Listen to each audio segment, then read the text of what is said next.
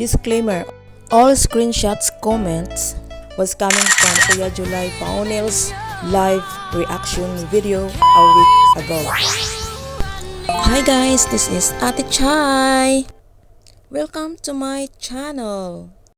Our topic for today's video, I'm reading random comments about this topic.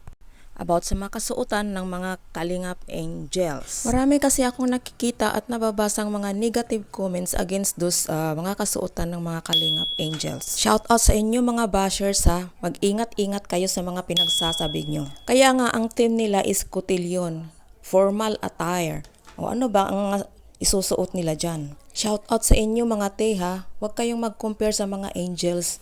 May kanya-kanyang katangian ng bawat isa at saka lahat sa kanila bagay depende na kung paano mo dalhin, kung paano ka magsuot ng damit. Special event nga kaya formal attire.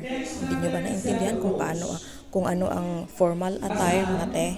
May nabasa pa akong mas maganda raw yung suot ni Beyonce kaysa sa debutante. Bakit ba ganyan kayo? Compare ng compare.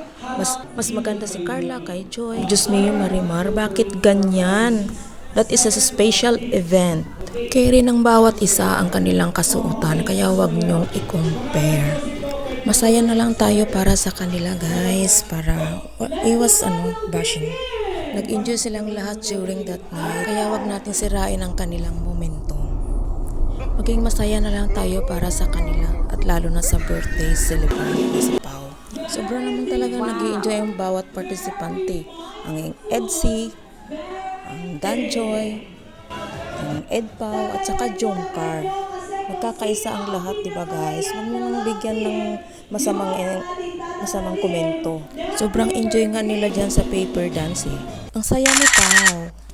Lahat naman ng partisipante, they are aiming for winning the game. Ang sarap sa mata tingnan, diba? Kaya mo yan, Papa Jones. Matira, matibay. O, ayan na. Lahat kinilig dito, diba? O, tingnan nyo. Sino bang hindi kiligin dyan sa dalawa? O, peace, guys. Bumigay ang Danjoy. Sino sa tingin nyo ang magwawagi? Sigaw niya nga yung penya, sino? Sigaw niya nga! Bumulong dito si Wifey kay Habi. O, tingnan nyo. Ibaba mo na ako, Papa Eds. At yun nga, nanalo ang Edpao. Happy birthday, Pauline.